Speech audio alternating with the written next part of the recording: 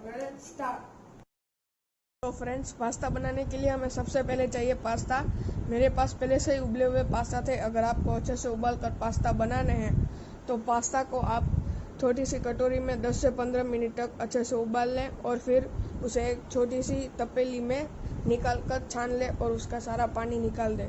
और आपको अगर अच्छे से तुरंत ही पास्ता चाहिए तो आप उसमें बर्फ़ डाल के अच्छे से कर सकते हैं। इसके इंग्रेडिएंट्स हैं ऑनियन एंड कैप्सिकम तेल, green chilli sauce, oregano, red chilli sauce, chilli flakes and tomato sauce और पास्ता। अब सबसे पहले हम एक कढ़ाई में तेल गरम कर लेते हैं। तेल थोड़ा सा ही डालना है, बहुत ज़्यादा तेल नहीं डालना है वरना बहुत ज़्यादा ऑयली हो जाता है। अब तेल गरम हो जाते ही हम उसमें ऑनियन और कैप्सिकम डाल देंगे।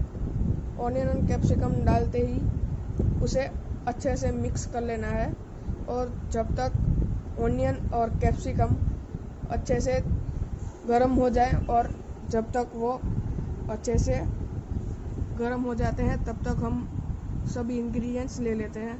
अब ऑनियन और कैप्सिकम गरम होने के बाद उसमें थोड़ा सा नमक डाल देंगे स्वाद अनुसार। उसके बाद उसमें चिली फ्लेक्स डालना है।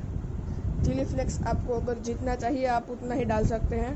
हम अभी 2 टीस्पून डाल रहे हैं। और रेड चिली फ्लेक्स के बाद हम डालेंगे ओरिगानो। ओरिगानो भी आपको ऑप्शनल है, अगर आप ओरिगानो नहीं डालना चाहते तो आप नहीं डाल सकते। ओरिगानो के बाद है ग्रीन चिली सॉस 2 टीस्पून। अगर आपको और तीखा करना है तो आप ज़्यादा डाल सकते हैं।